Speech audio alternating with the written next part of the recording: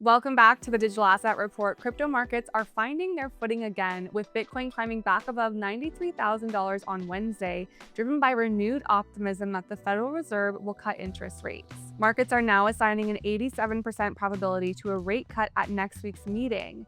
The dollar is softening, and analysts believe the market is entering a stabilization phase after a month of aggressive selling. Let's take a look at the headlines shaping December so far. The biggest stories this week come from the giants of traditional finance. Vanguard, the world's largest asset manager, has officially reversed course.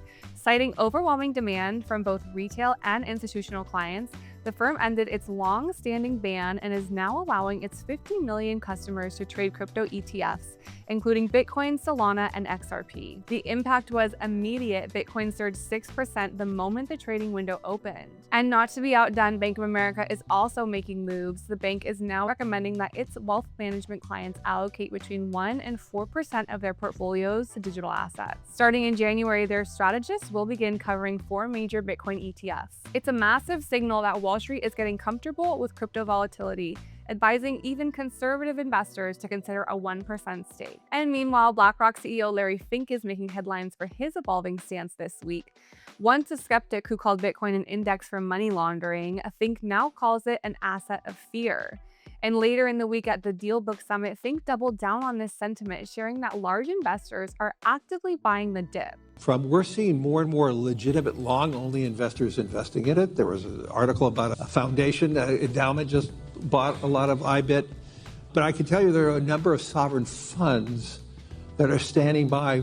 They're adding incrementally at 120, at 100. I know they bought more in the 80s.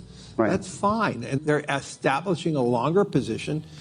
And you own it over years. This is not a trade. Competition is heating up elsewhere too. Charles Schwab reportedly plans to launch spot crypto trading in 2026. With $12 trillion in client assets and a reputation for low fees, Schwab's entry could pose a serious threat to native exchanges like Coinbase and Kraken, potentially forcing a fee war across the industry. In product news, Grayscale has launched the first US Chainlink ETF on the NYSE Arca. The fund saw strong volume on its first day, giving investors a regulated way to bet on the Oracle network, which is the critical infrastructure that connects blockchains to real-world data. Finally, all eyes are on the Federal Reserve. President Trump has signaled he has chosen his pick for the next Fed chair, and Kevin Hassett is the overwhelming favorite. Prediction markets give him an 86% chance of replacing Jerome Powell. Hassett is widely viewed as a dove who would support cutting interest rates faster, potentially pushing the benchmark rate as low as 1%. November rattled digital asset markets with a large correction, but the news coming right out in December paints a clear picture. Institutional interest has gotten stronger, with trillions of dollars unlocking at Vanguard and Schwab in 2026, and a new regime at the Fed. The wall between traditional finance and crypto is coming down fast. That's it for today. If you enjoyed this video, be sure to give us a like and follow along for more.